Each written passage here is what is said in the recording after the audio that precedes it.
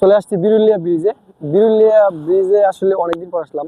জায়গাটারে ওই যাইতে যাইতে দেখা হয়তো, যাইতে যাইতে রানিং এ থাকি, কোনো সময় দাঁড়ানো হয় না।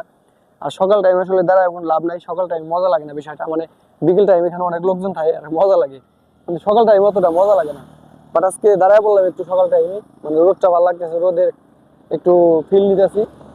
আর বিশেষ করে হচ্ছে মানে এত ফাঁকা এই জায়গাটা থাকে না, অনেক মানুষজন থাকে।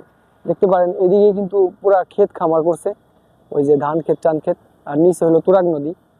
তুরাগ নদীতে এপাশ থেকে ভালো দেখা যাবে, এপাশে তুরাগ নদী তো একবারে লঞ্চ স্টিমার যাইতেছে। ওই যে এর স্টিমারটা ডুবা ডুবা লাগতেছে কেমন যেন, দেখছোস? মনে হয় যে ডুবে গেছে, কিন্তু ডুবে না অরিজিনালি। তো যাই হোক, বিরুলিয়া ব্রিজে কিন্তু সুন্দরই লাগে জায়গাটা, কিন্তু ধুলাবালি শহর ভাই, প্রচুর ধুলাবালি। এত ধুলাবালি এখানে, প্রচুর ধুলাবালি, মানে হাত দিলে ধুলাবালি, ইস রে অবস্থা। তো বিরুলিয়া ব্রিজে মজা করা যায় বিকেলে আসলে, আর সকালে আসলে তেমন মজা নাই, লোকজন কম থাকে। একটু ঘুরে গেলাম আর কি। আসো জায়গা, বিরুলিয়া ব্রিজে কতক্ষণ থাকো? বিরুলিয়া ব্রিজে আসলে বিকেলে মজা।